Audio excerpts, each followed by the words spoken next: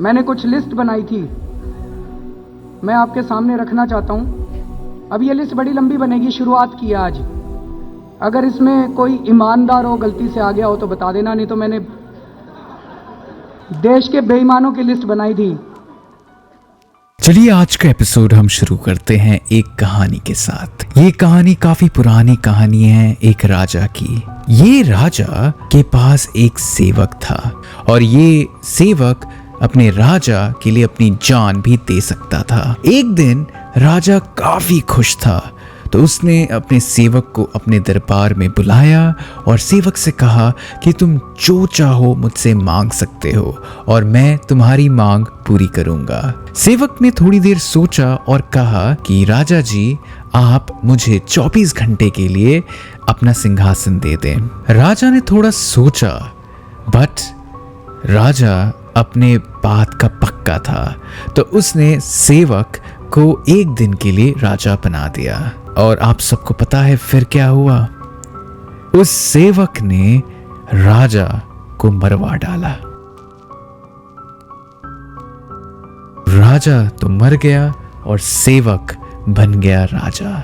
ये कहानी है अरविंद केजरीवाल की। चलिए मैं आज आपको बताता हूं अरविंद केजरीवाल की सच्चाई। अरविंद केजरीवाल एक IITian है। उनका जन्म हुआ था 16 अगस्त 1968 और आज घर घर में लोग उनका नाम जानते हैं। Arvind Kejriwal Indian revenue service के एक ऑफिसर रह चुके हैं और एक RTI एक्टिविस्ट भी।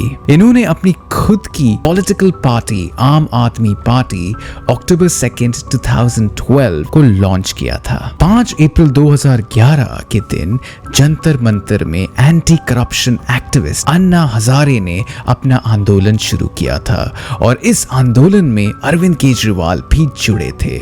आंदोलन का मकसद यही था कि करप्शन को इंडिया से मिटाया जाए और काला धन को इंडिया में वापस लेके आया जाए। अन्ना हजारे चाहते थे कि जन लोकपाल बिल पार्लियामेंट में प्रेजेंट हो और उसे पास किया जाए। जन लोकपाल बिल को पूरे देश में काफी सपोर्ट मिला और सरकार को जन लोकपाल बिल को पार्लियामेंट में पास करना पड़ा। इस वजह से केजरीवाल रातों रात काफी फेमस हो गए। कुछ दिनों बाद करीबन अगस्त के महीने में ये खबरें आने लगी कि अन्ना हजारे की टीम में कुछ गड़बड़ हो रही थी। अभी जैसे मैं रामलीला में बैठ गया, 3 करोड़ से ज्यादा लोगों ने पैसा दिया, वो मेरे नाम पर दिया। मैं 5 रुपया भी नहीं दिया। दूसरा, अन्ना हजारे के नाम पर इतना वो डाटा कलेक्शन किया, वो सब किया। अन्ना हजारे एक गांधीयन थे, लेकिन केजरीवाल एक पॉलिटिकल जीनियस थे और वो चाहते थे कि वो एक अपनी खुद की पॉलिटिकल पार्टी फ्लोट करें। केजरीवाल के साथ फिर कई सारे लोग जुड़ना शुरू हो गए। केजरीवाल चाहते थे कि वो हिंदुस्तान में एक नया दौर लेके आएंगे जहां करप्शन की कोई जगह नहीं होगी। केजरीवाल ने कई सारे करप्ट पॉलिटिशियंस को नेम किया। सुरेश कलमाड़ी हराना चाहिए कि नहीं हराना चाहिए? तो आम आदमी पार्टी की तरफ से एक मजबूत कैंडिडेट खड़ा होना चाहिए उसकी तरफ। नितिन गडकरी हराना चाहिए कि नहीं हराना चाहिए? सुशील कुमार शिंदे, प्रफुल्ल पटेल, 2015 के दिल्ली असेंबली इलेक्शंस में आम आदमी पार्टी ने रिसाउंडिंग विक्ट्री क्लेम करी। Kejriwal self serving power politics में बिलीव करते थे और केजरीवाल यही चाहते थे कि उनके सामने कोई खड़ा ना हो पाए। चलिए मैं आपको बताता हूं कि उन्होंने अपनी खुद की पार्टी से कैसे इंपॉर्टेंट लोगों को बैनिश किया या फिर अपनी पार्टी से निकाल दिया। सबसे पहले केजरीवाल ने प्रशांत भूषण और योगेंद्र यादव को अपनी पार्टी से निकाल दिया। आम आदमी पार्टी इस देश में लोकतंत्र की नई मर्यादा स्थापित करने आई थी। हम एक ऐसे आंदोलन से निकले थे जिसने कहा था कि इस देश की सारी राजनीति कीचड़ में आ गई है और हमने दावा किया था कि हम इस देश में एक नई तरह की राजनीति देंगे।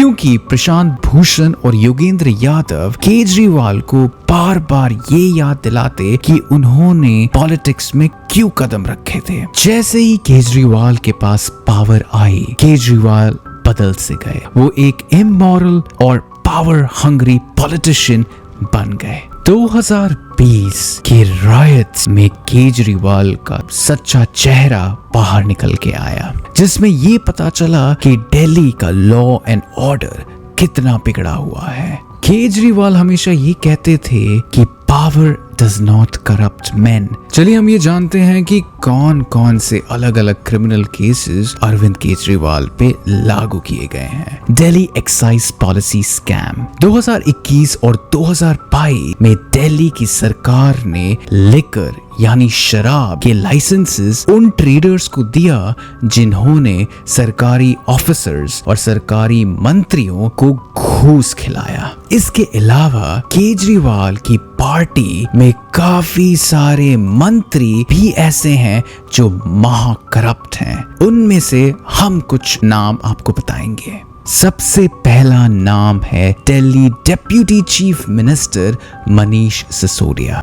सिसोदिया से पहले आप मिनिस्टर सत्येंद्र जैन को भी ईडी ने अरेस्ट किया मनी लॉन्ड्रिंग के केस में। इसके अलावा एमएलए अमनतुल्ला खान को भी अरेस्ट किया और वो आज बेल पर है। इसके अलावा ऑपोजिशन पार्टीज का ये कहना है कि केजरीवाल जो अपने आप को एक साधारण आम आदमी मानते हैं, उन्होंने करीबन 45 करोड़ अपने ऑफिशियल रेसिडेंस को ब्यूटिफाई करने में लगाया। अरविंद केजरीवाल की आज है नेटवर्थ करीबन 3.5 करोड़, जो कि एक टाइम पर सिर्फ 8 लाख रुपए थी। तो दर्शकों, आपको सोचना है कि अरविंद केजरीवाल कौन मैन है या कॉमन मैन है। आप लोग अपने विचार प्लीज कमेंट बॉक्स में प्रस्तुत करें। अगर आपको मेरा ये वीडियो पसंद आया होगा तो प्लीज मेरे चैनल को सब्सक्राइब करें। आपका सब्सक्रिप्शन मेरे लिए बहुत इंपॉर्टेंट है। अगली बार हम फिर मिलते हैं एक और रोमांचक वीडियो के साथ।